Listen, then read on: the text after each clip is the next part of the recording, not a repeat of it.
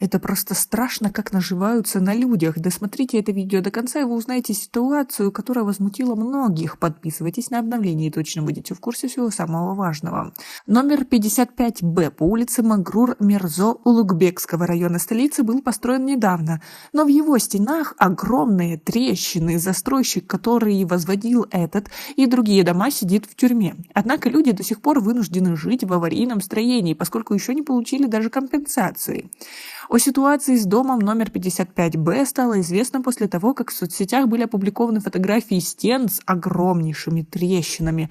Под руководством хакима района Шавкатбека Иргашева по указанному адресу выехали руководители секторов района и сотрудники Министерства строительства и встретились с гражданами. Позже пресс-службы Хакимията Мирзо Улугбекского района и Минстроя опубликовали официальные разъяснения. Как выяснилось, здание было построено руководителем Закировым под видом частного дома для своей семьи. Затем он переоформил постройку, самовольно провел перепланировку и продал ее как многоквартирный дом гражданам в рассрочку.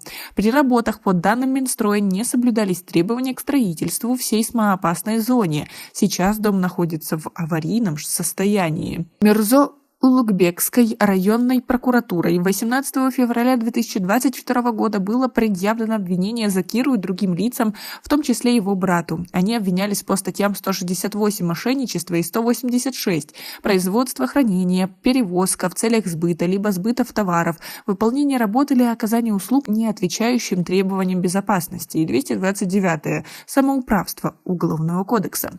В Хакимияте уточнили, что Закиров и его брат построили трехэтажные некачественные дома и по другим адресам. Эти дома также проданы гражданам обманным путем с нарушением норм и правил градостроительства. Застройщик приговорен судом к лишению свободы на 8 лет и 2 месяца. Его брат скрывается от следствия и находится в розыске. Сейчас вопрос о выплате компенсации жильцам разрушающегося дома рассматривается в апелляционной инстанции Ташкентского городского суда.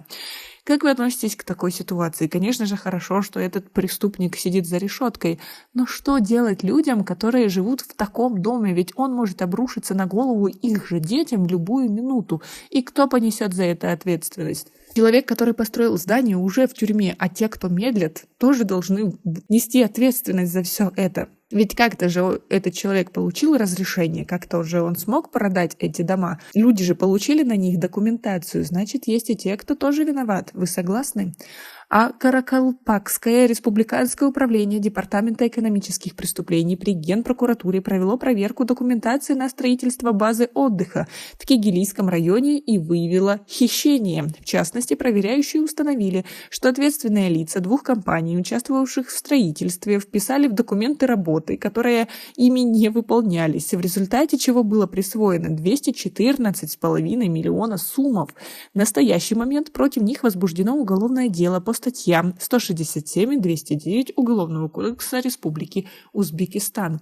Как вы относитесь ко всем этим ситуациям, и особенно к тому, что в Узбекистане, да и во многих других странах, особенно в Центральной Азии, очень много мошенников, которые наживаются именно на строительстве домах, и причем очень часто подвергают людей опасности, которые их покупают. Свое мнение по поводу всего этого напишите нам, пожалуйста, в комментарии. И особенно то, что с ними нужно делать, и как теперь жить людям, которые потратили на это все свои деньги и рискуют своим здоровьем. У нас пока на этом все. Оцените наше видео подпиской и лайком. До скорой встречи.